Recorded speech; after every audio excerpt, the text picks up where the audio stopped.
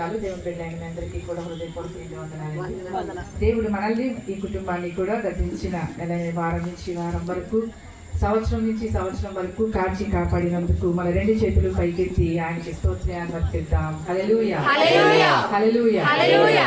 అందరూ కూడా కొన్ని నిమిషాలు దేవుని యొక్క వాక్యాన్ని వినాలి. పిల్లలు కూడా అటు ఇటు కదలటానికి ఏమాత్రం కూడా ప్రయత్నం చేయొద్దు.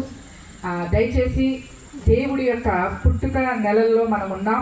ఎక్కడ చూసినా దేవుని పుట్టుక యొక్క ప్రవచనాలు, దేవుని యొక్క పుట్టుక గీతాలు, ఆయన ఆరాధనలు, ఆయన ఆరాధించటాలు, లేకపోతే ఏ విధముగానైనా ఆయన స్తుతించటాలు ఎక్కడ చూసినా జరుగుతూనే ఉన్నాయి కదండి. ఎక్కడ చూసినా ఎవరైనా మాది క్రిస్మస్, మాది క్రిస్మస్, మీది క్రిస్మస్, మీది క్రిస్మస్ ఏమంటున్నారు?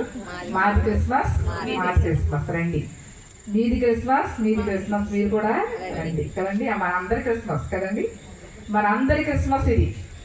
ఎందుకంటే లోకము పుట్టినది మొదలుకొని లోకనాథుడు జన్మించిన రోజులుగా మనం చూస్తూ ఉన్నాం. లోకమంతా జరుపుకునే పండగ, ఏకైక పండగ యేసుక్రీస్తు పుట్టుక దినం. నిజంగా ఒక బర్త్డే ఎంత రీతిగా ఇన్ని విధాలుగా ఒక దేవుని యొక్క పుట్టుక ప్రతి ప్రాంతంలోనూ జరుగుతుందంటే ఒక్క ఊరు కూడా మిస్ కాకుండా ప్రతి ఊరిలో కూడా ఆయన పుట్టుక జరుగుతుందంటే, ఆయన బర్త్డే సెలబ్రేషన్స్ జరుగుతున్నాయంటే నిజముగా మన అందరము కూడా గర్వించదగ్గ గొప్ప విషయం ఏంటంటే ఆయన పుట్టుకను మనము నమ్మాం. ఆయన మన కొరకు జన్మించాడని, మనలో జన్మించాడని మనం విశ్వాసం ఉంచాము. కాబట్టి ఆయన పుట్టుకలో మనం ఆనందిస్తూ ఉన్నాం. హల్లెలూయా హల్లెలూయా. ఇది కూడా ఆ యొక్క జాబితాలో మీరు కూడా ఉన్నారనుకుంటున్నారు. అంతేనండి. మనందరి కోసం యేసయ్య పుట్టాడు, నాలో పుట్టాడు అన్న వాళ్ళు ఒకసారి గట్టిగా ఆయనకి హ్యాపీ హ్యాపీ క్రిస్మస్ చెప్పండి. సరిపోలేదు. మీరు బాగా ఇస్తున్నారు కదా, అలవాట్లేదు. మరి వయసు అయిపోయింది అనుకుంటున్నారు, మరి ఏంటో తెలియదు. హ్యాపీ నాలో యేసయ్య పుట్టాడండి అని చెప్పి గట్టిగా ఒక్కసారి ఆయనకి హ్యాపీ హ్యాపీ క్రిస్మస్ చెప్పండి. మీరు చెప్పండి, మీరు చెప్పకండి, అదే చెప్తారు. చెప్పండి మళ్ళా. సరే, ఇప్పుడు మీరు చెప్పండి. ఇప్పుడు బాగుంది కదండి, సౌండ్ బాగుంది కదా. అందుకని దేవుడు బాలుల యొక్కయు చంటి పిల్లల యొక్కయు స్తుతుల మూలముగా దేవుడు ఒక దుర్గాన్ని స్థాపించాడు. Hallelujah hallelujah. Happy happy Christmas, merry merry Christmas, happy merry Christmas, happy happy happy merry Christmas. దేవుని యొక్క మహాకృపను బట్టి యెషయా గ్రంథము 9వ అధ్యాయము, యెషయా గ్రంథము 9వ అధ్యాయము. యెషయా గ్రంథకర్త ద్వారా దేవుడు పుట్టుక ప్రవచనాలని దేవుడు మనతో మాట్లాడుతూ ఉన్నాడు. ఒక వీధి క్రిస్మస్ ఆరాధన ద్వారా 7వ అధ్యాయము 14వ వచనంలోంచి దేవుడు మనతో మాట్లాడితే, ఇంకొక వీధి క్రిస్మస్ ద్వారా ఏలయనగా 6వ వచనం ద్వారా దేవుడు మనతో మాట్లాడాడు. ఏలయనగా మనకు శిశువు పుట్టెను, మనకు కుమారుడు అనుగ్రహింపబడెను, ఆయన భుజము మీద రాజ్యభారం ఉండును. ఇది 2వ క్రిస్మస్ ఆరాధనలో మనం నేర్చుకున్నాం. కాబట్టి ఏలయనగా మనకు శిశువు పుట్టాడు, మనకి కుమారుడు అనుగ్రహించబడ్డాడు, ఆయన భుజముల పైన ఏ భారం ఉందంట? రాజ్యభారం ఉందంటే పరలోక రాజ్యభారం. ఆ పరలోక రాజ్యభారాన్ని ఆయన మోయటానికి వచ్చాడు. ఆ రాజ్యభారం చాలా గొప్పది. ఏ రాజ్యంలోనైనా ఏ రాజ్యాన్నైనా జయించవచ్చు, కానీ ఆ రాజ్యభారం మోయటం అనేది ఎవరికి సాధ్యము కాదు. అది ఒక దేవాది దేవుడికి మాత్రమే అది సాధ్యం. ఆ బాలుడైన యేసు యొక్క భుజముల మీద ఎందుకు అంత రాజ్యభారం ఉంది? ప్రతి ఒక్క పాప భారము ఆయన భుజముల మీద వేసుకుని ఏ ఒక్కరూ నశించిపోకూడదు, ఏ ఒక్కరూ కూడా నరకానికి వెళ్ళిపోకూడదు, ఏ ఒక్కరూ తమ జీవితం ముగించకూడదు. ముగించినా కానీ వాళ్ళ జీవితం నాతో కూడా ఉండాలి అని చెప్పి ఆయన ఏం చేస్తూ ఉన్నాడంటే ఆయన భుజముల మీద రాజ్యభారం ఎత్తుకున్నాడండి. నిజంగా చిన్నపిల్లలకి అంత పని చెప్పమ్మా, బరువైన పనులు మనం చెప్పం. ఎందుకంటే వాడి యొక్క స్టామినా సరిపోదని, వాడి శక్తి సరిపోదని. కానీ ఈయన యావత్ ప్రజలందరి యొక్క పాప భారాన్ని కూడా తన భుజము మీద వేసుకుని ఏం చేస్తూ ఉన్నాడంటే మోయడానికి ఆయన వచ్చాడు. ఎక్కడ అలసిపోలా, ఎక్కడా కూడా నేను మోయను అనలా, ఎక్కడా కూడా నాకు వద్దు అనలా. కాబట్టి వద్దు అనలా, ఎక్కడా కూడా అలసిపోయలేదు, నేను ఎక్కడా కూడా నేను మొయ్యలేను అనలేదు. నిజంగా ఆ బాలుడికి చాలా ఓపిక. కాబట్టి కుమారుడిగా మన మధ్యలోనికి వచ్చాడు, శిశువుగా మన మధ్యలోనికి వచ్చాడు, భుజము మీద రాజ్యభారం వేసుకున్నాడు. ఒక కుటుంబ భారం మొయ్యలేని మనిషి ఎన్నో ఈదుతూ ఉంటే ఆయన నేనున్నానని చెప్పి ఏం చేస్తూ ఉన్నాడంటే అందరి యొక్క భారాన్ని కూడా ఆయన భుజము మీద వేసుకున్నాడు. కాబట్టి ఇక్కడ యెషయా తన దర్శనంలో చూస్తూ మాట్లాడుతూ ఉన్నాడు. ఆయనకి కొన్ని పేర్లు ఉన్నాయంటండి. హల్లెలూయా, హల్లెలూయా. ఏ పేర్లు ఉన్నాయంట? ఆయనకి కొన్ని పేర్లు ఉన్నాయంట. ఆ యొక్క మనం పేర్లు పిల్లలకి పెడుతూ ఉంటాం. ఆ పేరుకి తగ్గ జీవితం ఉండాలి కదండి. ఆ పేరుకి తగ్గ జీవితం ఉండాలి. ఆ పేరుని బట్టే మన యొక్క బుద్ధులు కూడా నిర్ణయింపబడతాయి అనుకుంటాం. ఆ పేరుని బట్టే మనకున్న బుద్ధులు కూడా ఏం చేస్తాయండి? నిర్ణయింపబడతాయి. అంటే దాని ప్రకారమే మనం నడుస్తాం. ఉదాహరణగా చెప్పాలనుకోండి, ఏ గాలిగాడో అని పేరు పెట్టారనుకో, వాడు ఏమవుతాడు? గాలి తిరుగుతాడు. మాట ఏం చేస్తాడు? గాలి తిరుగుతాడు. పెట్టుకున్నాను నిజంగా ఆ పేరు. ఎవరు కానీ విన్నాను, నేను మొన్నం న్యూస్లో విన్నాను. గాలిగాడని పేరు పెట్టుకుంటున్నాడు. గాలికి తిరుగుతూ ఉంటారు. ఆ యొక్క పేరు వారి యొక్క వ్యక్తిత్వాన్ని, వారి యొక్క లక్షణాలని సూచిస్తూ ఉంది. మరి బాలుడిగా పుట్టి కుమారుడిగా పుట్టిన వారి యొక్క పేరులు ఆయన గుణ లక్షణాలని కూడా సూచిస్తూ ఉంటాయి. ఆయనకి స్పెషల్గా యేసుక్రీస్తు అనే పేరు ఒకటి మాత్రమే కాదు, ప్రతి ఒక్క క్రైస్తవుడి నోటి వెంట, ప్రతి విశ్వాసి నోటి వెంట, ఆయనను ఆరాధించే వారి నోటి వెంట అనేక పేర్లు వస్తూనే ఉంటాయి. ఓటలా ఊరుతానే ఉంటాయి ఆ పేర్లు. హల్లెలూయా, హల్లెలూయా. మనస్ఫూర్తిగా ఎవరైతే దేవుని ఆరాధన చేస్తారో, మనస్ఫూర్తిగా ఎవరైతే ఆయన పుట్టుకను స్మరిస్తారో వారందరి నోటి వెంట కూడా ఏముంటాయండి? అనేక పేర్లు వస్తూనే ఉంటాయి. అది ఓటల లాలాచలంలో ఊరుతూనే ఉంటది. కాబట్టి యెషయా చూసి ఆ దర్శనంలో మాత్రం ఒక పేరుని ఆయన అంటూ ఉన్నాడు. ఆయన పేరు ఏంటంటే ఆశ్చర్యకరుడు. హల్లెలూయా, హల్లెలూయా. ఎవరంటండి? ఆశ్చర్యకరుడు. ఆయన పేరేంటంట? ఆశ్చర్యకరుడు. పుట్టక మునిపే 700 సంవత్సరాల క్రితమే యెషయా ఏం చెప్తున్నాడు? ఆయన ఆశ్చర్యకరుడు. ఎంత గొప్ప ఆశ్చర్యకరుడు! ఎన్ని ఆశ్చర్యాలు చేశాడు మన జీవితాలలో. మరి ఆశ్చర్యకరుడికి తగినట్లుగా ఆయన ఉన్నాడా? ఆయన పేరుకి తగినట్లుగా ఆయన ఉన్నాడా? ఆయన పేరుకు తగినట్లుగా ఆయన ఈ లోకంలో జీవించాడా? మరి 700 సంవత్సరాల క్రితం యెషయా అయితే ఆయన ఆశ్చర్యకరుడు అని చెప్పేశాడు, బానే ఉంది. మరి ఆశ్చర్యకరుడు ఏం చేయాలి? ఆశ్చర్యకరుడు ఏం చేయాలి? ఏమండి? ఆశ్చర్యకరుడు ఏం చేయాలి? ఆనందం అని పేరు పెట్టుకుంటాం. అంటే ఆనందం ఏం చేయాలి? ఆనందంగా ఉండాలి. అంతేగాని ఎప్పుడు కూడా దిగాలుగా ఉండకూడదు. ఎప్పుడు ఏం చేయకూడదు? దిగాలుగా ఉండకూడదు. పేరు మన గుణ లక్షణాన్ని సూచిస్తే మరి యేసుక్రీస్తు వారి యొక్క పేరు ముందుగానే యెషయా దర్శనంలో చూస్తున్నాడు. ఆశ్చర్యకరుడు, ఆలోచనకర్త, బలవంతుడైన దేవుడు, నిత్యుడైన తండ్రి, సమాధానకర్త, అధిపతి. ఈ యొక్క కొన్ని పేర్లు ఆయన దర్శనంలో చూసి మాట్లాడుతూ ఉన్నాడు. ఆ పుట్టబోయే శిశువు ఎలాంటి వాడు అంటే ఆయన ఆశ్చర్యకరుడు. ఆయన ఆశ్చర్యాలు చేస్తాడు.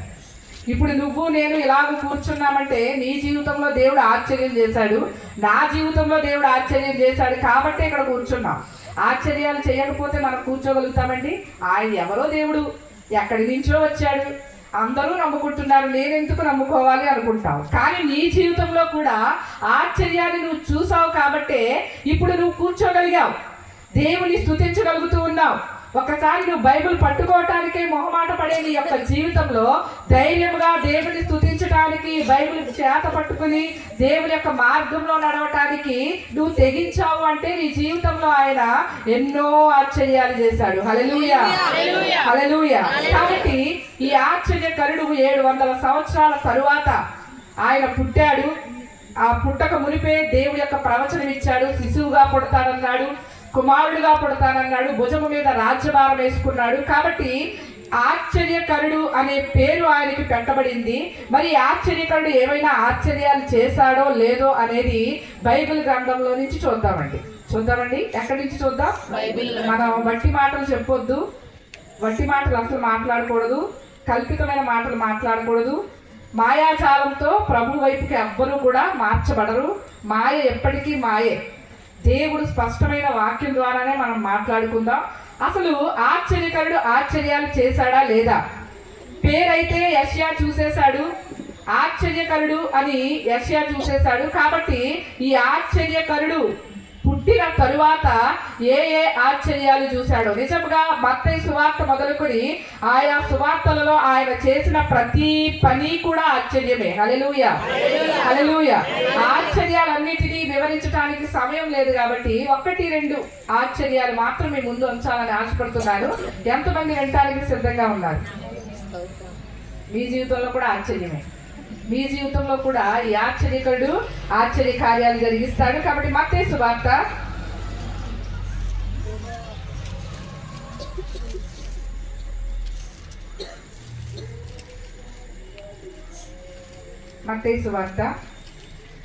8వ అధ్యాయము, మత్తయి సువార్త 8వ అధ్యాయము 23వ వచనం నుంచి 27వ వచనం వరకు మనం చదువుకున్నట్లయితే, ఆయన దోణి ఎక్కినప్పుడు ఆయన శిష్యులు ఆయన వెంట వెళ్ళిరి. సముద్రము మీద తుఫాను లేచినందున ఆ దోణి అలల చేత కప్పబడెను. అప్పుడు ఆయన నిద్రించుచుండగా వారు ఆయన యొద్దకు వచ్చి, ప్రభువా నశించిపోవచ్చున్నాము, మమ్మల్ని రక్షించమని చెప్పి ఆయనను లేపిరి. అందుకైన అల్పవిశ్వాసులారా ఎందుకు భయపడుచున్నారు? వారితో చెప్పి లేచి గాలిని సముద్రమును గద్దింపగా మిక్కిలి నిమ్మలమాయెను. మనుషులు ఆశ్చర్యపడి ఈయన ఎట్టివాడో, ఈయనకు గాలియు సముద్రమును లోబడుచున్నవని చెప్పుకొనిరి. హల్లెలూయా, హల్లెలూయా. యేసుక్రీస్తు వారు ఒక దోణి ఎక్కినప్పుడు అండి, ఆయన శిష్యులు ఆయన వెంట వెళ్ళారు. ఆ దోణిలో ఎవరున్నారంటే యేసు ప్రభు వారు ఉన్నారు, ఆయన శిష్యులు ఉన్నారు. యేసు ప్రభు వారు నిద్రిస్తూ ఉన్నారు. ఇదేంటండి, ప్రభు కురుకుపాటు పడితే లోకమే నశింపైపోతుంది కదా, మరి ఆయన నిద్రించడం ఏమిటి అనుకుంటారు కదండి. ఆయన మానవ రూపిగా జన్మించాడు అనేది నువ్వు మొట్టమొదటిగా తెలుసుకోవాలి. నీకు ఎలాంటి పవర్స్ ఉన్నాయో, నీవు మనిషిగా పుట్టినప్పుడు నీకు ఎలాంటి పవర్స్ ఉన్నాయో సేమ్ అలాగే ఆయనకి ఉన్నాయంతే. అర్థమైందండి?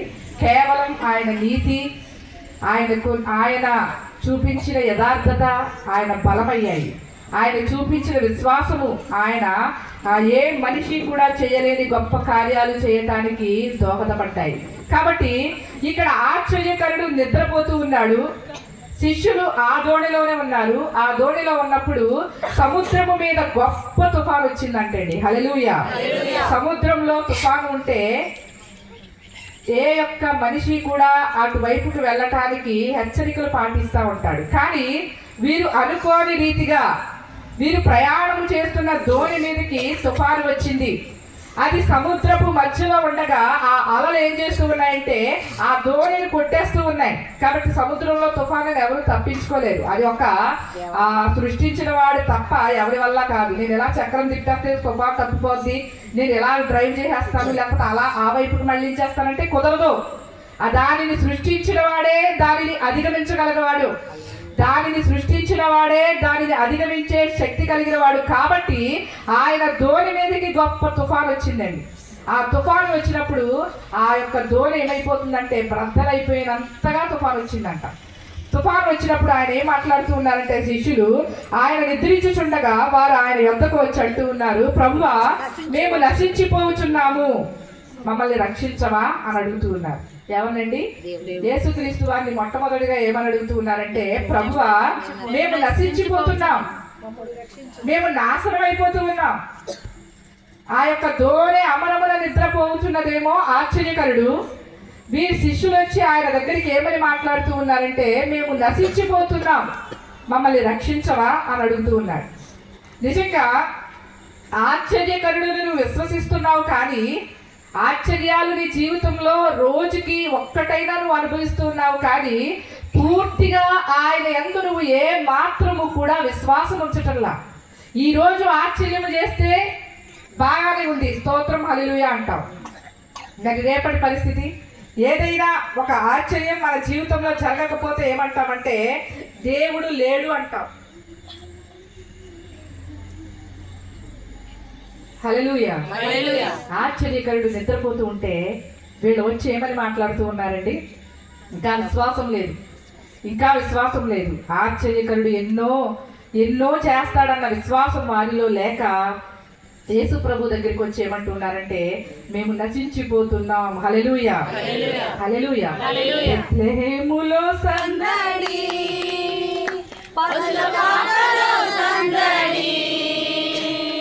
శ్రీ యేసు పుట్టాడని, మహారాజు పుట్టాడని, బెత్లెహేములో సందడి,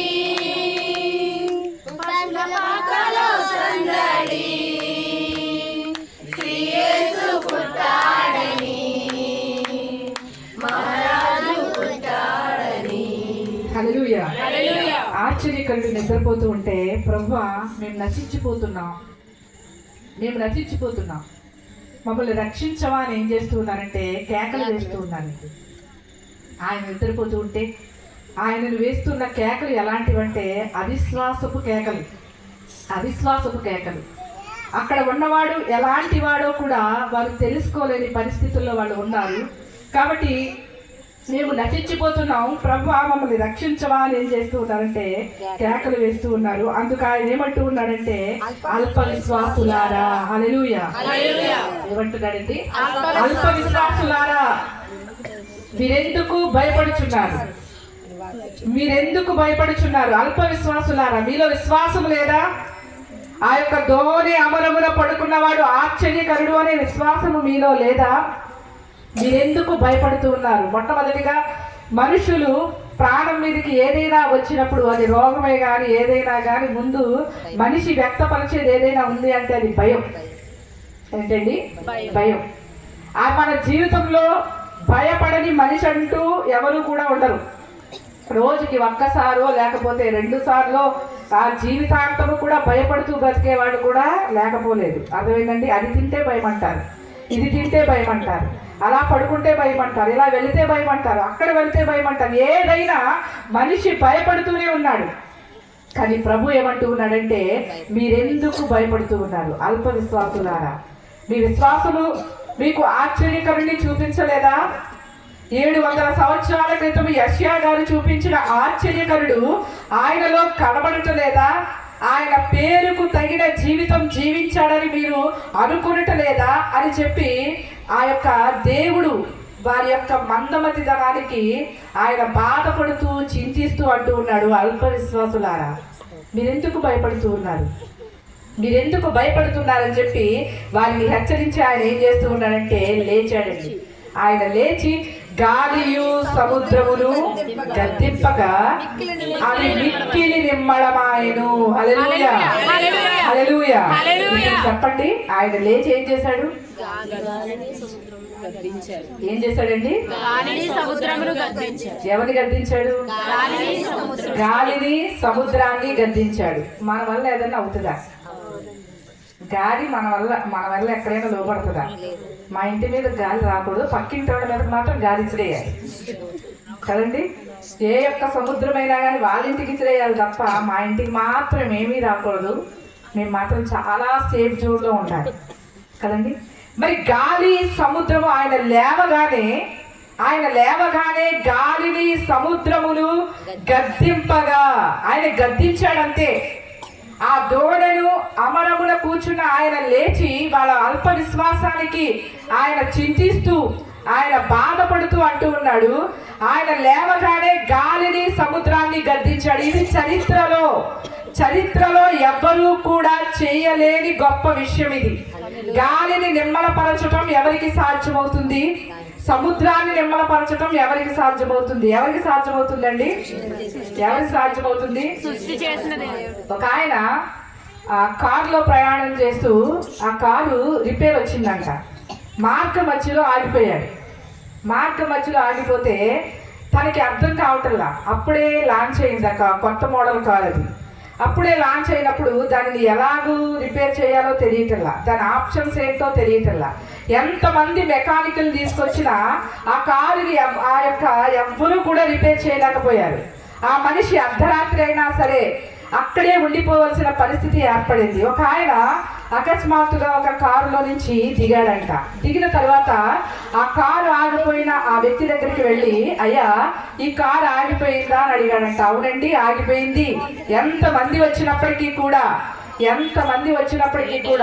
ఈ కారుని రిపేర్ చేయలేకపోయారు. ఎంతో మంది మెకానికల్ని చూపించాడు. ఇది కొత్త మోడల్ కారు కదా అని నేను కనుక్కున్నాను, కానీ ఎవరు దీనిని బాగు చేయలేకపోతున్నారు. ఎన్నో లక్షలు పెట్టి నేను కొనుక్కున్నాను, కానీ ఎవరి వల్ల కావటం లేదంటే ఆయన అవన్నీ చూసంట చిన్నగా ఏం చేయలే. ఆ నట్టేదో ఊడిపోతే అది ఎక్కడ ఉండవలసిన ప్లేస్లో లేకుండా పక్కన పడిపోతే ఆ నట్టుని తీసుకెళ్ళి ఇలా బిగించాడంట అంతే. ఏంటండి ఇప్పుడు దాకా ఎంతో మంది వచ్చారు, ఎంతో మంది వెళ్ళిపోయారు, అయినప్పటికీ ఎవరు కూడా ఈ కారుని బాగు చేయలేకపోయారు. కానీ మీరు ఎంత ఈజీగా సునాయాసనంగా ఒక్క 5 నిమిషాలలో ఎక్కడ పెట్టాలో అక్కడ పెట్టేశారు. ఈ కారు ఇప్పుడు బాగానే పనిచేస్తుందండి, ఏంటండి అని అడిగితే ఆయన చెప్పిన సమాధానం ఏంటంటే, ఆ కారుని నిర్మించిన వాడను నేనే. హల్లెలూయా హల్లెలూయా. ఆ కారుని తయారు చేసింది నేనే, ఆ కంపెనీ ఓనర్ని నేనే. కాబట్టి అది ఎక్కడ ఎలాగ ఉంటుందో, ఎక్కడ పని చేస్తే ఆ కారు ముందుకు వెళ్తుందో అవన్నీ నాకు తెలుసు అన్నాడంట. మరి సృష్టిని చేసిన వాడికి ఏమీ తెలియకుండా ఉంటుందా? సృష్టిని చేసిన వాడికి గాలి లోబడదా? సృష్టిని చేసిన వాడికి సముద్రం లోబడదా? ఈ భూమి తలకిందులు అవ్వాలంటే తలకిందులు అవుతుంది, ఆకాశం విరిగి పడాలంటే విరిగి పడుతుంది. అలాంటి మహత్కార్యాలు చేసే దేవుడు సృష్టిని చేసిన వాడు. మరి ఎందుకు ఇంతమంది దానిని రేట్ చేయగలుగుతున్నారే కానీ దానిని మిక్కిలి నిమ్మలపరచలేకపోయారండి. సముద్రాన్ని, గాలిని, ఈ ఒక్క ఆధారం దేవుడి యొక్క పరిశుద్ధ గ్రంథంలో దేవుడు పొందిపరిచిన ఆశ్చర్యకరుడు చేసిన ఈ ఒక్క ఆశ్చర్యం నీవు క్షుణ్ణంగా చదివితే ఈయనే సృష్టికర్త అని ఎప్పుడో తెలుసుకుందు. హల్లెలూయా హల్లెలూయా. ఇప్పటి వరకు నువ్వు ఎక్కడికో వెళ్ళి ధనాన్ని, సమయాన్ని, నీ కాలాన్ని వృధా చేసుకునేవాడు కాదు. ఈ ఒక్క వాక్యం, ఈ కొన్ని సెంటెన్స్లు చదివితే సరిపోను. నీ సృష్టికర్త ఎవరో నీకు తెలిసే ఉండును. గాలి, సముద్రము మిక్కిలి నిమ్మళమైనవి అంటండి. హల్లెలూయా హల్లెలూయా. మిక్కిలి నిమ్మళమైపోయినాయి అంట. ఇప్పుడు దాకా ఎంతగానో వారి ప్రాణాలు తీయటానికి చెలరేగిపోయిన ఆ గాలి, ఆ సముద్రము యేసు ప్రభు ఒక్క మాట మాట్లాడితే, దానిని చేసిన వాడు, సృష్టించిన వాడు ఒక్క మాట మాట్లాడితే నోరెత్తకుండా, ఒక దైవజనుడు ఇలాగే అన్నాడు, హోరెత్తిన సముద్రాన్ని నోరెత్తకుండా చేశాడంట. హల్లెలూయా. ఏంటంట? హోరెత్తిన సముద్రాన్ని నోరెత్తకుండా చేశాడంట. అలాంటి ఆశ్చర్యకరుడు మన దేవుడు. ఇప్పటి వరకు కూడా విశ్వసించాలని నువ్వు అనుకుంటున్నావేమో, కానీ దోనె అమరమున నిద్రపోతున్నవాడు ఆశ్చర్యకరుడు అని నువ్వు తెలుసుకో. ఆ ఆశ్చర్యకరుడు చేసిన అద్భుతానికి ఆ యొక్క గాలిని, సముద్రమును మిక్కిలి నిమ్మళమైపోయినాయి అంట. అప్పుడు శిష్యులు ఏం చేస్తున్నారండి? ఆశ్చర్యపడుతూ ఉన్నారు.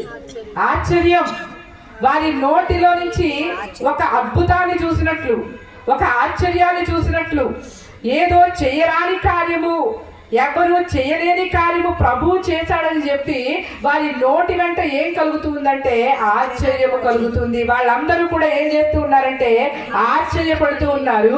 ఈయనకి గాలి, సముద్రము కూడా లోబడుతున్నాయంటే ఈయన ఎట్టివాడో. Hallelujah hallelujah. Happy Christmas, merry Christmas, happy merry Christmas. ఏమనుకుంటున్నారండి? ఈయనకి గాలి, సముద్రము లోబడి అంటే ఈయన ఎట్టివాడో. అసలు ఎక్కడి నుంచి వచ్చాడు ఈయన ఎక్కడి నుంచి వచ్చాడు? మరి చిన్న పాటి సమస్యలకి ఎందుకు నువ్వు దూరం అయిపోతూ ఉన్నావు? సృష్టిని శాసించగలిగిన దేవుడు, సృష్టిని అధిగమించగలిగిన దేవుడు, దానిని అనగద్రొక్కగలిగిన దేవుడు మరి నీ జీవితంలో ఆశ్చర్యం జరిగించడా? నీ జీవితంలో ఆశ్చర్యం జరిగించడా? రోగానికి భయపడిపోతున్నావు, అప్పుకి భయపడిపోతూ ఉన్నావు. దేనికైనా నీ జీవితంలో భయము ఏలుతూనే ఉంటుంది. ఒక్కసారి సృష్టికర్త అయిన దేవుణ్ణి ఆశ్చర్యకరుడిగా చూడు. ఆశ్చర్యము చేసిన దేవుడు నీ జీవితంలో కూడా దేవుడు ఏం చేస్తాడంటే ఆశ్చర్యం చేస్తాడు. ఆయన చేతిలో రోగాలే మాయమైపోయినాయండి. హల్లెలూయా హల్లెలూయా. ఆయన చేతిలో, ఆయన నీడలో, ఆయన వస్త్రపు చెంగులో ఆయన మాటలో, ఆయన చూపులో, ఆయన దయలో ఎక్కడైనా రోగి స్వస్థపడకుండా ఉన్నాడా? ఎక్కడైనా ఆశ్చర్యం జరగకుండా ఉందా?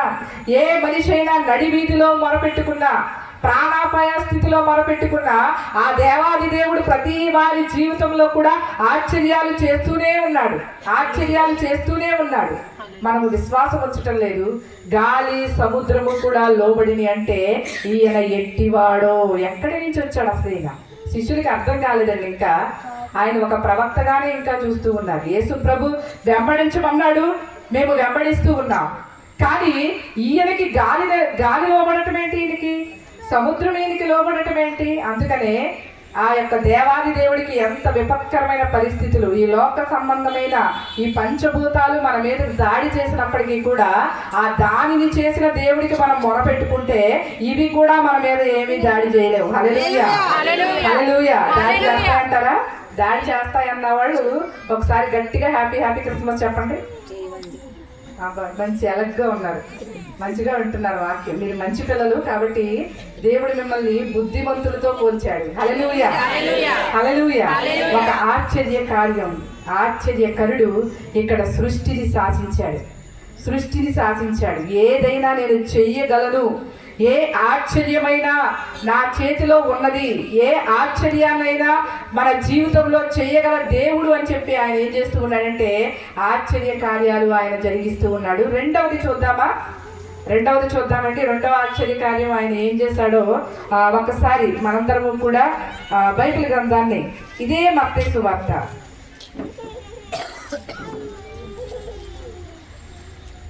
ఇదే మత్తయి సువార్త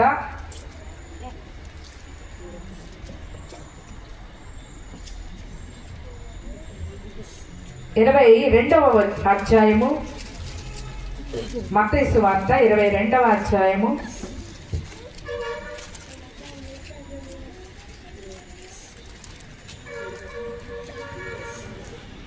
15వ వచనం నుంచి మనం చదువుకున్నట్లయితే, అప్పుడు పరిసయ్యులు వెళ్ళి మాటలలో ఆయనను చిక్కుపరచుకొనవలెనని ఆలోచన చేయుచు, బోధకుడా, నీవు సత్యవంతుడవై ఉండి దేవుని మార్గమును సత్యముగా బోధించుచున్నావనియు, నీవు ఎవరిని లక్ష్య పెట్టవనియు, మోమాటము లేని వాడవనియు ఎరుగుదుము.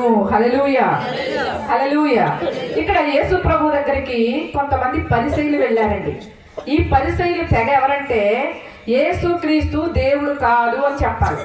అర్థమైందండి? వీళ్ళ యొక్క టార్గెట్ ఏంటంటే, వీళ్ళ యొక్క ఉద్దేశం ఏంటంటే యేసుక్రీస్తు దేవుడు కాదు, ఆయన దేవుని కుమారుడు అంతకంటే కాదు. కాబట్టి వీళ్ళందరూ ప్రభువులోనికి వెళ్ళే వారందరూ కూడా ఏదో మాయ చేతో లేకపోతే బలాత్కారము చేతో దేని చేతో బలవంతము చేతో వీళ్ళు తిరుగుతూ ఉన్నారు. కాబట్టి యేసుక్రీస్తులో నమ్మకుండా చేయాలి. యేసు ప్రభు దగ్గరికి వీళ్ళని వెళ్ళకుండా చేయాలి. మొట్టమొదటిగా సాతాను వేసే వాళ్ళు ఏంటంటే యేసు ప్రభు దగ్గరికే వెళ్ళనివ్వదు. యేసు ప్రభు అంటే ఇష్టత ఉండదు. అసలు ఆయన ఇష్టపడకపోవడానికి ఆయనలో ఏముంది నాకు తెలియగలుగుతున్నాను అండి. మైక్ శబ్దం ద్వారా వింటున్న వారందరికీ కూడా దేవుడు మన అందరి కొరకు జన్మించాడు, లోక పాపంలో మోసుకుని పోవు దేవుని గొర్రెపిల్ల, ఇలాగూ చెప్పేవారు ఎవరూ మన జీవితంలో లేరు. కానీ ఆయనంటే ఇష్టపడకపోవటానికి ఆయనలో నేరాలు పాపాలు ఏమైనా ఉన్నాయండి? ఏమైనా ఉన్నాయా? ఏమీ లేవు. యేసు ప్రభు బ్రతికున్నంత కాలము కూడా 3.5 సంవత్సరాల సేవలో ఈ పరిసయ్యులు గొప్ప ఉద్దేశం కలిగి యేసు ప్రభుని శోధిస్తూనే ఉంటారు. అడుగడుగునా యేసు ప్రభుని శోధిస్తూనే ఉంటారు. ఈ పరిసయ్యులు వచ్చి ఏమని మాట్లాడుతూ ఉన్నారంటే, బోధకుడా ఏమంటున్నారండి? పైకి మాత్రం ఏమంటారంటే దేవుణ్ణి ఎంత మంచి దేవుడో రండి అంటారు, ఎంత మంచి దేవుడునో అంటారు. వారి యొక్క మాటల ఆంతర్యం మనం తెలుసుకోలేకపోతే నువ్వు రక్షణ పొందిన వాడవైనా కానీ నిన్ను బయటికి లాగేస్తారు.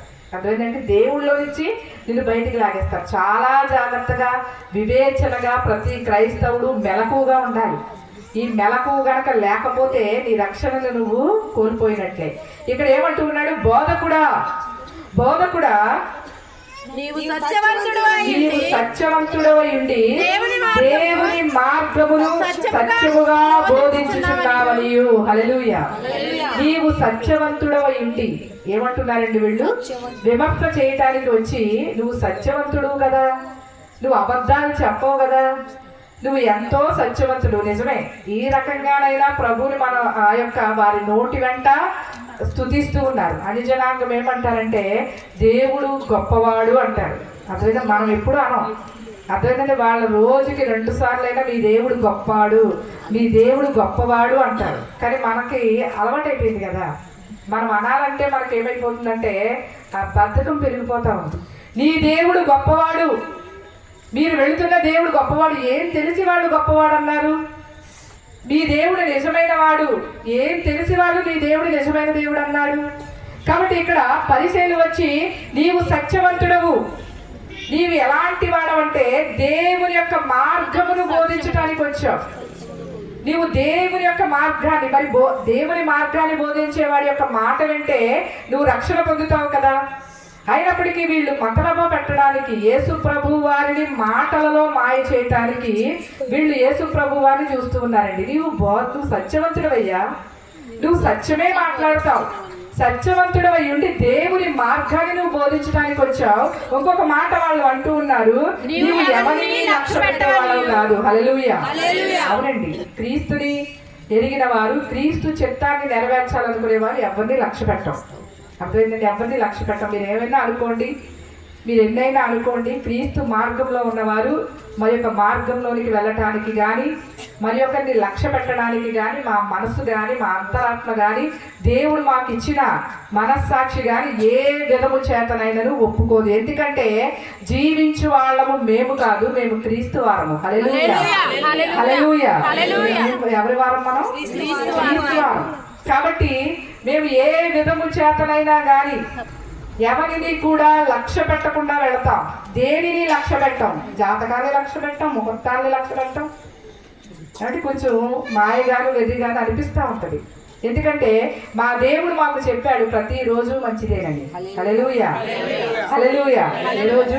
ప్రతిరోజు మంచిదేనని మా దేవుడు చెప్పాడు. కాబట్టి బైబిల్ గ్రంథంలో దానికి తగిన వాక్యం ఉంది కాబట్టి మేము దాని ప్రకారం వెళ్ళిపోతున్నాం. ప్రతిరోజు మంచిదే మాకు. దేవుడు మాకు ఆయుష్నిచ్చిన ప్రతిరోజు మంచిదే. మేము ఎవరిని లక్ష్య పెట్టం. దేవుడు ఎవరిని లక్ష్య పెట్టని వాడు, సత్యవంతుడు ఆయన. కానీ మనుషులను లక్ష్య పెట్టి ఉంటే నీకు నాకు రాజ్యం వచ్చి ఉండేది కాదు, నీకు నాకు పరలోక రాజ్యం వచ్చి ఉండేది కాదు. ఆయన రాజ్యంలో ఆ బంగారపు వీధిలో కోట్ల కొలది దేవదూతల సమూహముతో, కెరూబుల శరాపులతో ఆ యొక్క బంగారు నగరిలో నీవు నేను నీకు నాకు స్థానం ఉండేది కాదు. ఆయన లక్ష్య పెట్టడు, మనుషుల యొక్క మాటలు లక్ష్య పెట్టాడు. అదే అంటాడు ఆయన, దేవుడిని లక్ష్య పెట్టేవాడు మనుషులను లక్ష్య పెట్టాడు, మనుషులను లక్ష్య పెట్టేవాడు దేవుడిని లక్ష్య పెట్టాడు. నీవు దేవుని ఆ యొక్క మనుషులను లక్ష్య పెట్టు, ఎవరిని లక్ష్యం చేయట్లేదు నువ్వు, అసలు ఎవరి మాట వినటం లేదు. చిన్నప్పటి నుంచి సమాజ మందిరంలో బోధించేస్తున్నావు. సమాజ మందిరంలో ఆ యొక్క ధర్మశాస్త్రాన్ని గురించి కూడా చాలా చమత్కారంగా నువ్వు బోధించావు. నీ యొక్క ప్రశ్నలకు ఎవరు కూడా సమాధానం చెప్పలేకపోయారు. కానీ ఇప్పుడు కూడా నీవు సత్యవంతుడవై ఉన్నావు, దేవుని మార్గాన్ని బోధిస్తూ ఉన్నావు. అలాగే ఎవరిని నువ్వు లక్ష్య పెట్టట్లేదు. మోమాటము లేని వాడవు నువ్వు. హల్లెలూయా. ఏమంటావు? మోమాట పడతామంటాం కదండి. ప్రభుని నమ్ముకున్న తర్వాత మోమాటాలు ఉన్నాయా అంటే? క్రీస్తే మన ముందు కనపడాలి. అర్థమైందా? మొహమాటం తీసేసుకోవాలి. అర్థమైందా? ఇప్పుడు ధైర్యంగా ఈ బైబిల్ పట్టుకుని ధైర్యంగా నువ్వు వస్తున్నావు అంటే, ఇలా ధైర్యంగా వస్తున్నా అంటే నీలో మొహమాటాన్ని దేవుడు తీసేసాడా? అంతే కదండి. ఇదివరకు అయితే బుట్టల్లోను, సజ్జల్లోను, సంకల్లోను, చెంగుల్లోను కాబట్టి చక్కగా వాటిని ఏం చేసుకునేవారంటే పట్టుకుని వచ్చేది. కానీ క్రీస్తు మొహమాటం లేనివాడు. ఏ విషయంలో కూడా ఆయన ఎక్కడా కూడా మొహమాట పడలా. ఎంతమంది బాధించినా, మాటలతో ఎన్ని బాధించినా మొహమాట పడరు. కాబట్టి చాలామంది క్రైస్తవుల్ని, చాలామంది సేవకుల్ని ఏం చేస్తూ ఉన్నారంటే బాధిస్తూ ఉన్నారు. కానీ ఎందుకు వాళ్ళు మొహమాటము లేని వారుగా ఉంటూ ఉన్నారంటే వాళ్ళు క్రీస్తు మార్గంలో ఉన్నాడు. వారి తండ్రి వారికి నేర్పించినది ఏంటంటే ఏ విషయంలోనూ కూడా మొహమాటము చెందొద్దు, ఏ విషయంలో కూడా మొహమాటము లేనివాడుగా ఉండాలి అని దేవుడు మాకు బోధించాడు. కాబట్టి మాలో మొహమాటం అనేది లేదు. చిన్న పెద్ద ఉన్న లేని, భేద సాదా అనే మొహమాటం, అందం విద్య ఈ ఉద్యోగం లేకపోతే లేని వాళ్ళని ఒకలా చూడండి. ఏ మొహమాటం మాకు లేదు. ఏ మొహమాటము లేని వారుగా ఉండాలి. క్రీస్తు ఏ మొహమాటము లేని వారుగా ఉన్నాడు కాబట్టే ప్రజలందరికీ కూడా సొంతలతో కలిసి భోజనం చేశాడన్నారు. ఆయన కడజాతి వారితో కలిసి భోజనం చేస్తున్నానన్నాడు. అయినప్పటికీ కూడా దేవుడు ఎక్కడా కూడా మొహమాట పడలా. క్రీస్తులోనికి వచ్చిన తరువాత మనలో ఉన్న మొహమాటాన్ని తీసుకో.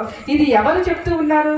పరిసయ్యులు ఒక రకంగా మాట్లాడాలని ప్రభు దగ్గరికి వస్తే దేవుడు వారి నోటి వెంట దేవుడు ఏ లక్షణాలు కలిగి ఉన్నాడో దేవుడు చెప్పించుకుంటున్నాడు. ఆయన సత్యవంతుడనియు అలాగే ఎవరిని కూడా ఆయన లక్ష్య పెట్టలేని వాడని, దేవుని మార్గమును చక్కగా బోధించేవాడని. ఇవన్నీ అయిపోయినాయండి. మొహమాటము లేనివాడిగా ఉన్నావు అని చెప్పి ఒక మాట యేసు ప్రభువుని అడుగుతున్నారు. ఇవన్నీ అయిపోయింది. ఏదో అంటారు చూసారా, ముందు ఇంటికి ఎవరింటికైనా వెళ్ళినప్పుడు బాగున్నారా, తిన్నారా, ఉన్నారా, షాకింగ్ విషయం అప్పుడే చెప్పాం. అర్థమైంది. అసలైన విషయం దాచిపెట్టేస్తాం. ముందేమంటాం, ఉన్నారా, తిన్నారా, భోజనం చేశారా, అందరూ బాగున్నారా, మీ పిల్లలు, ఇవన్నీ అడిగిన తర్వాత చెప్తాం విషయం కదండి. ఈ పరిచయం కూడా అంతే. యేసు ప్రభు దగ్గరికి వచ్చి ఇవన్నీ యేసు ప్రభుని పొగిడిన తర్వాత ఆయన ఇలాంటి వాడు అలాంటి వాడు అని అన్నీ పొగిడిన తర్వాత ఇప్పుడు ఏమని మాట్లాడుతున్నారంటే, ఒక కాయిన్ చూపించి, ₹1 కాయిన్ అనుకోండి, ఆ కాయిన్ చూపించి అంటున్నారు, యేసయ్య నువ్వు ఈ భూమి మీద ఉన్నావు కదా, నువ్వు పన్ను చెల్లించవా అని అడిగారు. అండి పన్ను చెల్లించవా అన్నారు. అందరికీ పన్ను ఉంది కదండి. మీరు పన్నులు కడతారా? కట్టాలి. కట్టకపోతే కూల్చేస్తాం మనం. అర్థమైందండి. యేసు ప్రభు దగ్గరికి వచ్చి ఒక కాయిన్ ఇచ్చి ఏమన్నాడంటే, ఈ యొక్క కాయిన్ మీద ఎవరి బొమ్మ ఉంది అన్నాడు. ఎవరి బొమ్మ ఉందంటే కైసర్ బొమ్మ ఉంది. అప్పుడు పరిపాలించేది కైసర్ కాబట్టి ఆ కైసర్ బొమ్మ ఉంది. ఆ కైసర్ బొమ్మ ఉన్నప్పుడు కైసర్ బొమ్మ అని ప్రభు చెప్పాడు. ప్రభు చెప్పినప్పుడు ఆ తరువాత ఆయన అంటాడు, ఆ యొక్క తర్వాత తిరగేస్తే ఎవరి బొమ్మ ఉంటుందంటే దేవుని బొమ్మ అంటాడు. మరి కైసరువికి ఇవ్వాలా వద్దా? పన్ను చెల్లించాలా వద్దా? యేసు ప్రభు ప్రతి విషయంలో కూడా లోకములో ఎక్కడా కూడా ఎవరి చేత ఒక వేలు పెట్టి చూపించుకునేలాగా ఎక్కడా కూడా ఆయన నడవలేదు. అర్థమైందండి. ఒక మనిషి ఈ భూమి మీద ఉండాలి అంటే కొన్ని చట్టరీత్యా కొన్ని నిబంధనలు ఉంటాయి. వాటన్నిటినీ పాటించి ముందుకు వెళితేనే ఏ ఒక్క అధికారికి కూడా నువ్వు లోపడిన అవసరం లేదు. నువ్వు ధైర్యంగా ముందుకెళ్ళొచ్చు. అర్థమైందండి. ఆఖరికి సీఎం వచ్చి నీ ముందు నుంచున్నా నువ్వేమీ భయపడిన అవసరంలా. నువ్వు అన్ని విషయాలలో పర్ఫెక్ట్గా ఉంటాయి. యేసు ప్రభు ప్రతి విషయంలోనూ పర్ఫెక్ట్. ఆయన ప్రతి విషయంలో కూడా ఆయన అన్నాడు ఒక మాట, మరి కైసరికి మీ శిష్యులు మీరు పన్ను ఎందుకు ఇవ్వటం లేదంటే ఆయన అన్నాడు, కైసరివి దేవుడికి ఇవ్వండి. ఏమంటున్నాడండి? కైసరికి ఇవ్వాలి, దేవుడికి ఇచ్చేది దేవుడికి ఇవ్వాలి. ఎందుకంటే ఈ మాటలో దేవుడు తప్ప కైసరికి పన్ను చెల్లించకూడదు అని ప్రభు ఎక్కడ మాట్లాడితే ఈయన అవినీతి చేస్తున్నాడు, అవినీతి బోధనలు చేస్తున్నాడు, ఈ లోకానికి ఎందుకు వచ్చాడంటే ఈయన మాయ చేయడానికి వచ్చాడు అని చెప్పటానికి ఈ పరిసయ్యులు వేసిన ఎత్తుగడని సైతం ఆయన నోటి సమాధానముతో ఆశ్చర్యము చేసి చూపించాడు. హల్లెలూయా, హల్లెలూయా. ఆ యొక్క మాటకి మీరు దేవునికి కైసరికి చెల్లించుడని వారితో చెప్పాను. వారి ఈ మాట విని ఆశ్చర్యపడి ఆయనను విడిచి వెళ్ళిపోయేది. హల్లెలూయా. విడిచిపెట్టి వెళ్ళిపోయారు. ఎవరిని? దేవుణ్ణి విడిచిపెట్టి వెళ్ళిపోయారు. ఎందుకు? ఆశ్చర్యపడ్డారంట. ఇంక నోటి నిండా ఆశ్చర్యం ఉంటే ఇంక మాట ఏం పెగులుతుంది? అంతే కదండి. నోటి నిండా ఆశ్చర్యంతో నింపిన దేవుడు ఇక మాట్లాడటానికి వేరే ఆప్షన్ లేదు.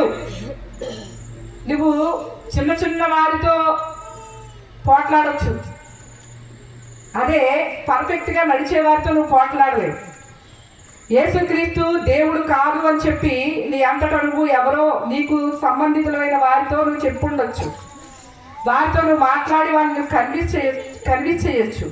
కానీ అసలైన దేవుడు నమ్ముకున్న ప్రజలతో నువ్వు మాట్లాడలేవు.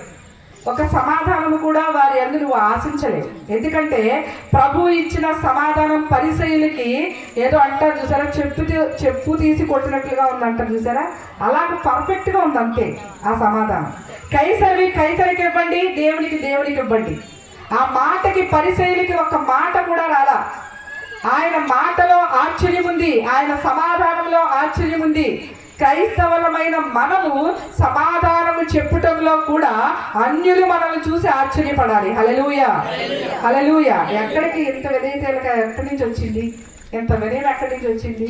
ఈ మాట తీరు, ఈ పద్ధతి ఎక్కడి నుంచి వచ్చింది? నేను ఎంతకాలం నుంచి తలక్రిందులుగా తపస్సు చేస్తున్నా, నాకు ఈ విధానం మారటం లేదు కదా, నా తీరు, నా పద్ధతి నేను మార్చుకోవటం లేదు కదా, ఎన్ని విధాలుగా చేస్తున్నా మార్చుకోవటం లేదు. కానీ ఒక దేవుణ్ణి వీళ్ళు కలిగి ఉన్నందుకే ఇంతగా మారిపోతారా? ఎంతగా మారిపోతారా? అన్ని విషయాలలో కూడా దేవుడు అంటే ఎంత భయభక్తులు కలిగి ఉంటారా అని అనుకోవాలి. ఏమంటే ఎల్లకాలం ఒకటే బ్రతుకు బ్రతకూడదండి. క్రైస్తవుల్లో ఉన్నాము అంటే బ్రతుకు మార్చుకోవాలి. నా బ్రతికింతే, నేనింతే, నా మాట ఇంతే, నా తీరు ఇంతే అంటే కుదరదు. మార్చుకోలేకపోతే నువ్వు దేవుడి రాజ్యం వెళ్ళవు. ఆయన భుజముల మీద పాప భారం ఎందుకున్నది?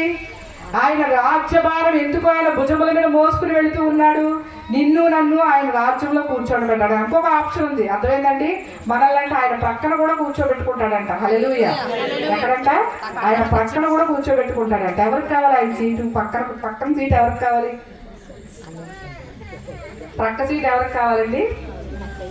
అందరికీ కావాలి, అందరికీ కావాలి. కానీ మనకు లేదులేండి. నా నిల్చున్న నీకైనా ఇప్పటి ఏ తరపు సేవ చేసే వారికైనా ఆ సీట్ లేదు. నేను అనుకున్న విషయం ఏంటంటే, ఒక పౌరు గారికి నిర్ణయించబడిందేమో అనుకుంటాను. అక్కడికి వెళ్ళాక చూడాలి ఆయన నిర్ణయం ఎలా ఉంటుందో. హల్లెలూయా, హల్లెలూయా. ఆయన తప్ప నాకు ఎక్కడా కూడా అంత సేవ చేసిన విధానము కానీ, ఆ దేవుడిలో నడిచి శ్రమలు పడిన విధానం కానీ నాకు ఎక్కడా కూడా ఏం చేయటం లేదంటే కనపడట్లేదు. కాబట్టి ఆయన దగ్గరికి వెళ్ళిపోయిన తర్వాత మనందరము కూడా ఆయన నోటి వెంట ఆ మాటని వినబోతున్నాం. ఎంతమందికి విశ్వాసం ఉంది? ఉందండి. ఆయన రాజ్యం వస్తావా? ఇక్కడ ఇప్పుడు గంటలో వెళ్ళిపోతాం మన ఇంటికి. కాకపోతే నిత్యము ఆయన దగ్గర మనం ఉంటాం. అది గుర్తుపెట్టుకుంటారా? మిమ్మల్ని నేను చూస్తాను, నన్ను మీరు కూడా చూడొచ్చు. ఆ దేవుని రాజ్యంలో మనందరము ఉండాలని ఆయన కోరుకుంటున్నాడు. పరిసయ్యుల నోటి వెంట ఆశ్చర్యము కలుగుతూ ఉంది. కాబట్టి ఆశ్చర్యకరుడు ఆశ్చర్యాలు చేసే దేవుడై ఉన్నాడు. మొట్టమొదటి ఆశ్చర్యం ఏమిటి? వాళ్ళు చెప్తారు, వాళ్ళు బాగా విన్నారు, మీకన్నా బాగా విన్నారు. మీరు చెప్పండి. గాలి, సముద్రం ఎవరికి లోబడ్డాయండి? దేవునికి. ఎవరి దేవుడండి? ఎవరి దేవుడు? ఈ దేవుడైనా మన దేవుడైనా? మన దేవుడికే. ఏమి? గాలి, సముద్రము మన దేవుడికి ఏమైంది? లోబడ్డాయి. ఆయన సృష్టికర్తేనంటారా? గట్టిగా చెప్పండి. ఆయన సృష్టికర్తేనంటారా? ఆయన సృష్టికర్త కాబట్టే గాలి, సముద్రము లోబడాయి. కాబట్టి మైక్ శబ్దం ద్వారా వింటున్న ప్రతి ఒక్కరికి కూడా సృష్టికర్తని పరిచయం చేస్తూ ఉన్నాను. ఎవరు ఈ సృష్టికర్త అని చెప్పి నువ్వు ముల్లోకాలు తిరిగినా, తల్లకిందులు తపస్సు చేసినా, ఆఖరికి పాతాళ లోకంలో వెలిగినా, ఎక్కడికి వెళ్ళి తపస్సు చేసినా ఈ సృష్టికర్తను నువ్వు కనుగొనలేవు. ఆయన మన మధ్య నివసిస్తున్న ప్రభు అయిన యేసుక్రీస్తు వారు. దానికి ఉదాహరణ కాదు, నిర్భయమైన సత్యవాక్యమే దానికి సాక్ష్యం. కాబట్టి ఈ సత్యదేవుణ్ణి ఎవరైతే సృష్టికర్త, ఆయన అదే అంటాడు, సృష్టికర్తను వదిలేసి సృష్టిని ఎందుకు పూజిస్తున్నారు అంటాడు. సృష్టికర్తను వదిలేసి సృష్టాన్ని ఎందుకు పూజించాలి? దానికి భయపడతాం, అంతే కదండి? దానికి భయపడతాం. సృష్టిని చేసిన దేవుడికి మనం భయపడము. కాబట్టి ఒక్క ఆశ్చర్యకరుడు ఈ యొక్క క్రిస్మస్ వేడుకలో మనకి ఆశ్చర్యాలు జరిగించిన దేవుడు ఆయన నామానికి తగినట్లుగా, ఆయన పేరుకు తగినట్లుగా ఆయన జీవిత విధానం కూడా ఉంది. ఆయన మొట్టమొదట చేసిన అద్భుతం ఏంటంటే, సృష్టిని పూజించొద్దయ్యా, సృష్టిని చేసిన వాడిని నేనున్నానంటున్నాడు. హల్లెలూయా, హల్లెలూయా. సృష్టిని పూజించొద్దు, నేనున్నాను కదా. సృష్టిని చేసిన వాడిని నేనున్నానని చెప్పి గాలిని, సముద్రమును కూడా మిక్కిలి గద్దెంపగా, అవి మిక్కిలి గాలి, సముద్రం ఎవరికి లోబడ్డాయండి? ఆ దేవాది దేవుడికి లోబడ్డాయి. ఇది ఒక గొప్ప ఆశ్చర్యం. ఈ ఆశ్చర్యకరుడు చేసిన ఆశ్చర్యం గాలి, సముద్రాన్ని, సృష్టిని కూడా ఆయన లోబడేటట్లుగా చేశాడు. రెండవ ఆశ్చర్యం, పరిసయ్యులకి తగిన సమాధానం చెప్పాడు. ఆయన ఏం చెప్పాడండి? పరిసయ్యులకి సమాధానం చెప్పాడు. క్రైస్తవ వేతరులారా, దేవుని నమ్మని వారులారా, ఒకవేళ ఎవరిని బట్టో క్రీస్తు దేవుడు కాదని చెప్పి నీ హృదయంలో తలంచుకుంటూ ఉన్నావేమో, ఎప్పుడు దేవుడిని నమ్ముకున్న వారిని హింసిద్దాం, వారిని ఏదో నానా రకాలుగా మాట్లాడదాం, మీరు ఈ విధముగానైనా దేవుడిలో నుంచి వెళ్ళిపోతారేమో అని చెప్పి నీ హృదయంలో తలస్తూ నీ హృదయంలో తలస్తూ నీ జీవితాన్ని పాడు చేసుకుంటున్నావేమో, మునుకోలకు ఎదురు తన్నొద్దు. హల్లెలూయా. మునుకోలకు ఎదురు తన్నొద్దు. మునుకోలకు ఎదురు తనితే గాయపడేది నీవే, నష్టపోయేది నీవే. బండకి ఏమీ అవ్వదు.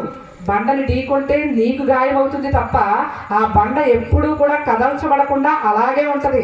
ఆ బండ స్థిరపడే ఉంటుంది. కానీ నువ్వు గుద్దుకుంటున్నావు, వెళ్ళి ఆ బండతో నువ్వు పెట్టుకుంటున్నావు. కానీ అది పెట్టుకోవటం మంచిది కాదు అని చెప్పి ఈ రాత్రికాల సమయంలో తెలియపరుస్తూ ఉన్నావు.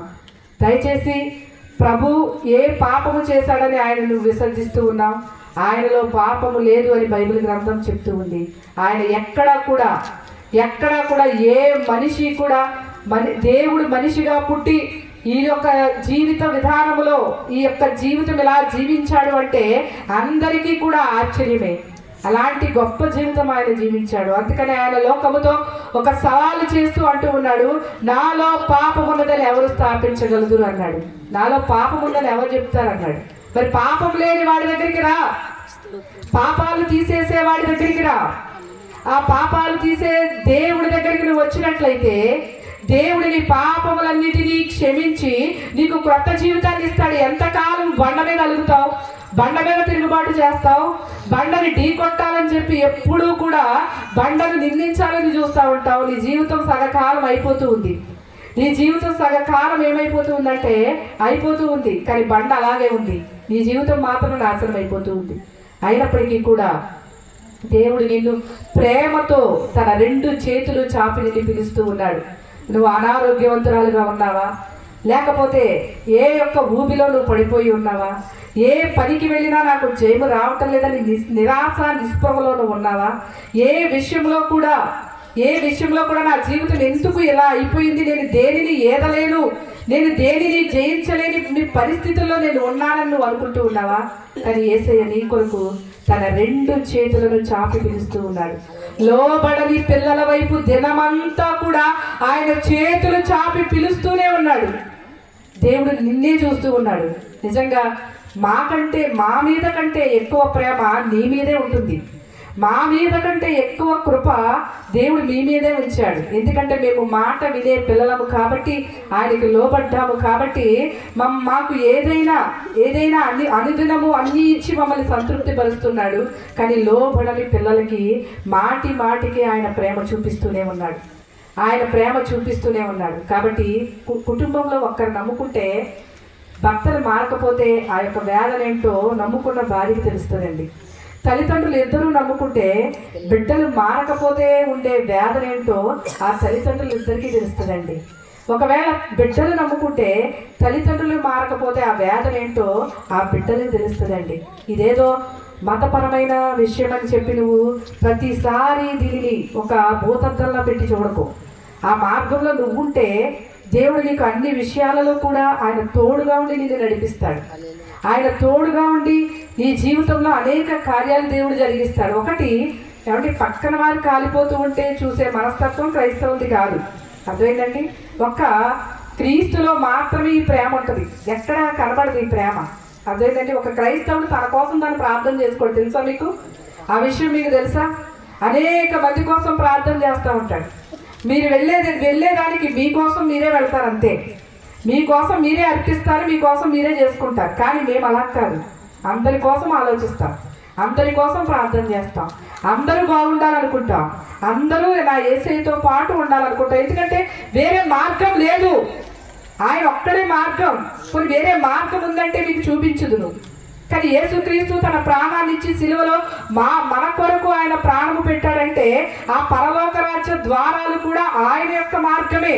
ఆయన ద్వారా తప్ప ఎవరు వెళ్ళరంటున్నారు. ఎక్కడికి వెళ్ళే మార్గము కూడా లేదు. కాబట్టి యేసుక్రీస్తుని నమ్మకపోయినప్పటికీ కూడా, యేసుక్రీస్తుని విశ్వసించలేకపోయినప్పటికీ కూడా మా తపన ఒక్కటే, నువ్వు ఎన్నో చేస్తున్నావు, మంచిదానివి, నువ్వు చాలా మంచివాడివి, నువ్వు సత్పురుషుడివి, సత్క్రియలు చేస్తా ఉన్నావు. కానీ ఒక్క యేసు ప్రభు విషయంలో ఎందుకు నువ్వు ఎలాగూ నడుస్తూ ఉన్నావో ఒక్కసారి ఆలోచించు. ఎందుకంటే నీ మంచి పనులు ఈ భూలోకం మట్టుకు సరిపోవు. నీ యొక్క మంచి పనులు ఆ యొక్క దేవుని యొక్క రాజ్యం, కింగ్డమ్, పరలోక రాజ్యం, అది ఆ బంగారపు వీధులు, అలాగే నిత్యము నువ్వు జీవించే యొక్క స్థానం ఏదైనా ఉందంటే అది దేవుని యొక్క రాజ్యం. అక్కడికి వెళ్ళాలి. నువ్వు మంచిదానివి, నువ్వు మంచోడివి, కానీ నీకు సృష్టికర్త ఎవరో, ఆ దేవుడు రాజ్యం నరకం నుంచి తప్పించేవాడు ఎవరో నువ్వు తెలుసుకోలేకపోతున్నావు. కాబట్టి రాత్రికాల సమయంలో ఒకటే తపన, నీవు ఈ మైక్ శబ్దం ద్వారా వింటున్న ప్రతి ఒక్కరికి కూడా యేసుక్రీస్తుని నమ్మండి. ఇందులో పరాయి దేవుడు, పరాయి దేశస్థు దేవుడు అని ఏ మాత్రం మేము మొహమాటం పెట్టుకోవద్దు. ఎందుకంటే అన్ని జనాంగంలో ఉన్న మేము, లేకపోతే నీ ప్రక్కవారు ఎవరో ఎన్నో చేసి ఆ ప్రభులోకి వచ్చారు అంటే ఆయన ఆశ్చర్యకరుడు, ఆశ్చర్యాలు చేసే దేవుడు. కాబట్టి నీవు కూడా విశ్వసించు. అన్ని మొహమాటాలన్నిటికీ కూడా విడిచిపెట్టు. ఎవరో మనకు వచ్చి ఏదో తినిపించరండి, అదేనా?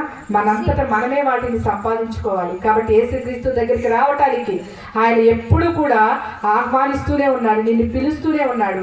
నీ వచ్చి ఆయన యొక్క కృపను నువ్వు పొందుకుంటే ఆయన ఆయనతో పాటు కలిసి నువ్వు భోజనం చేసే అవకాశం ఉంది.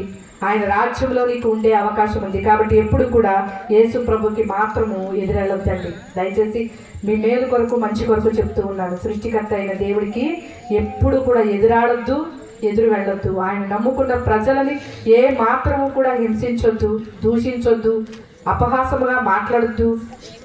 ఆ యొక్క నోటి ద్వారా కూడా ఏ మాత్రము కూడా వారిని హేళన చేయొద్దు. దయచేసి దాని ద్వారా కూడా నువ్వు పాపాన్ని కట్టుకోవద్దు. ఇంకా నీ పాపాన్ని అధిగమించి నువ్వు పెంచుకోవద్దు. ఆ పాపరహితుడు, లోకనాథుడు, ఆ క్రీస్తు వారి యొక్క శరణాలు వేడుకుంటే దేవుడు తప్పకుండా నీకు కూడా దేవుని యొక్క రాజ్యాన్ని అనుగ్రహిస్తాడు. దేవుడు ఈ కొద్ది మాటలు ఆ మైక్ శబ్దం ద్వారా వింటున్న వారికి, కూడి వచ్చిన ప్రతి ఒక్కరికి కూడా వారి యొక్క హృదయాలలో దేవుడు ముద్రించునుగాక. ప్రార్థన చేసుకుందాం. ఒక నిమిషం తల్లు వచ్చినట్లయితే.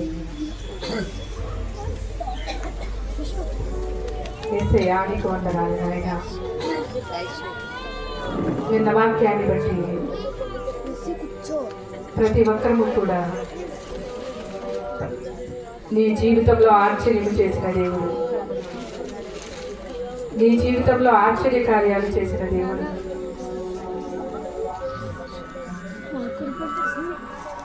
ఆయన ఆశ్చర్యకరుడు. ఆయన పేరు ఆశ్చర్యకరుడు. నీ జీవితంలో ఆశ్చర్యము చేస్తాడు. ఆశ్చర్యకరుడు. గాలిని, సముద్రాన్ని మిక్కిలి నెమ్మలపరిచాడు. ఆశ్చర్యం. ఆయన చేసే ప్రతి పని ఆశ్చర్యం. ఎంత గొప్పవాడవయ్యా. గాలిని, సముద్రాన్ని నిమ్మడం చేశావు నాయన. ఇది తెలియక ఎంతో మంది ప్రజలు గాలిని నమ్ముతూ ఉన్నారు, సముద్రాన్ని నమ్ముతూ ఉన్నారు, కానీ దానిని చేసిన నిన్ను మాత్రం వ్యతిరేకిస్తూ ఉన్నారయ్యా. ఎంత నువ్వు బాధపడుతూ ఉన్నావు అయ్యా, వారి గురించి ఎంత వేదన పడుతూ ఉన్నావు తండ్రి. నీకే స్తోత్రాలు, వందనాలు ప్రభువా.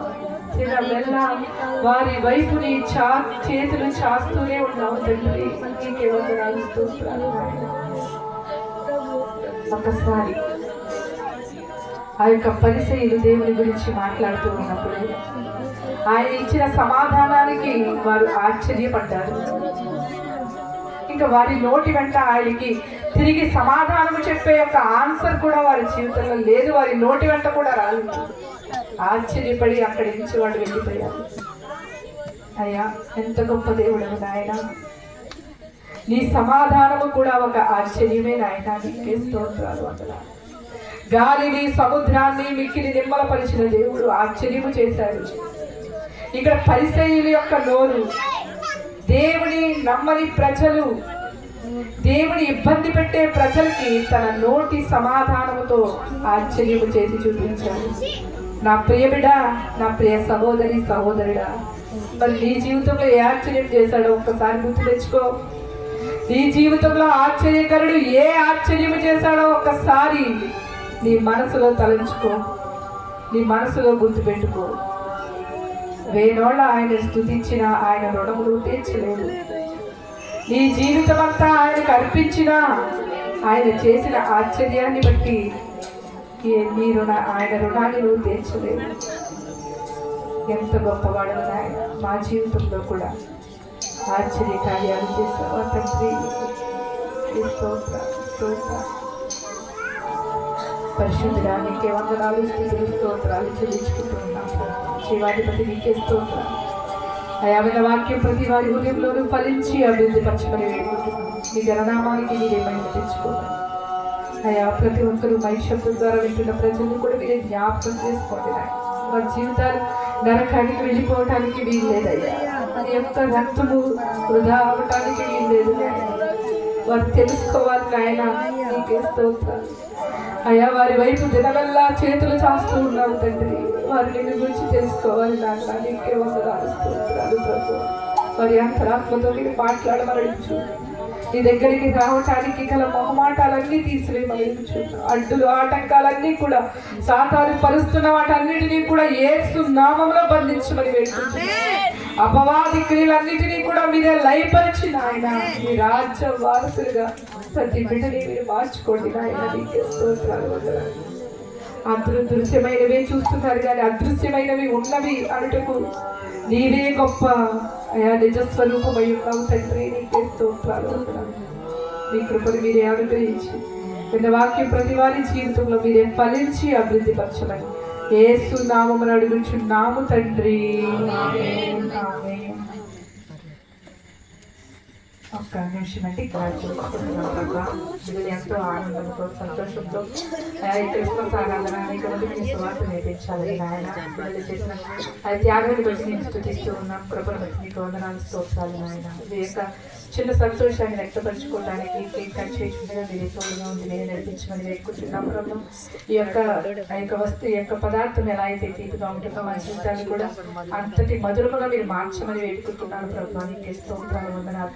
ఈ యొక్క చిన్న సంతోషాన్ని ద్వారా మీరు దీవించి ఆస్వాదించి మీరే బలపరచమని యేసు నామమున అడుగుచున్నాము తండ్రి. Merry Christmas. Merry Christmas. Happy Christmas. Happy Merry Christmas. Very happy Christmas.